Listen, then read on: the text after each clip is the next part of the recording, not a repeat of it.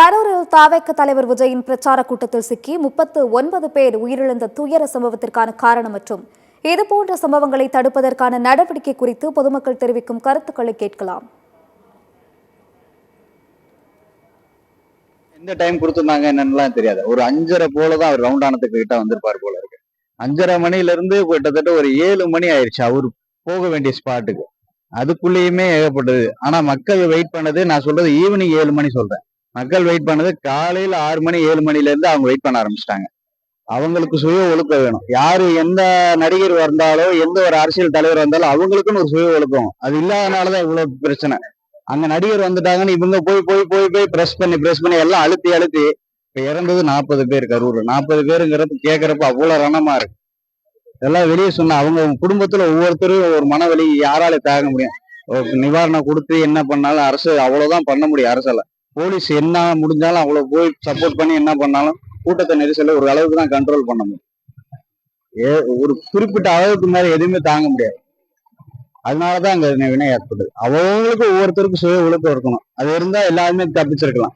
போய் அப்படி என்ன போய் போய் அவங்க அழுத்தி அழுத்தி அவங்க போய் அப்படி நடிகரை பார்த்தோ இல்ல ஒரு அரசியல் தலைவரை பார்த்தோ நிர்ணயிக்க முடியாது. அது வேஸ்ட். கட்டுப்பாடு கண்டிப்பா அவங்களுக்குன்னு இல்ல, யாரையும் குறை சொல்லலாம். அவங்களுக்கு சுய ஒழுக்கம் இருக்கணும். சுய ஒழுக்கம் இருந்தாதான் நம்ம மாறுவோம். அது எப்படி மாறாம இருக்கு? திடீர்னு அவ்வளவு கும்பல் வரதுக்கு என்ன காரணம்? இவங்க பிரியப்பட்டு போறது. ஒருத்தரை பார்த்து அவரு போய் இடையில ஃபர்ஸ்ட் மேல ஏறி இருக்காங்க, திருப்பி உள்ள போயிட்டாப்ல, திருப்பி மேல ஏறி இருக்காங்க. அது கூட்டம் ஒரு குறிப்பிட்ட அளவு தான் அந்த இடத்துல போக முடியும். கரூரே ஒரு சின்ன ஊர் தான். எல்லாமே ஒரு பெரிய பெரிய ரோடா இருந்தாலும் அவுட்டர் ரொம்ப பெரிய அவுட்டர்ல இருந்திருந்தா கரெக்டா இருந்துரும். ஒரு பெரிய கரூர் ரோடெல்லாம் ரொம்ப பெருசாலாம் இருக்காது. ஒரு 40 அடி 60 அடி 70 அடி தான் இருக்கும். அதுக்குள்ள ஒரு 10,000 பீப்புள் 20,000 பீப்புள் இருக்காங்க. அதுக்கு மேல பீப்புள் இருந்திருக்காங்க. அவ்வளவுதான். எல்லாம் யங்ஸ்டர்ஸ் சொந்த பேச்செல்லாம் கேட்க முடியும். அவங்கள்ட்ட நம்ம ஓரளவுக்கு குறிப்பிட்டு சொல்ல முடியும். அவ்வளவுதான். போலீஸ் சொல்றதை கேட்பாங்க.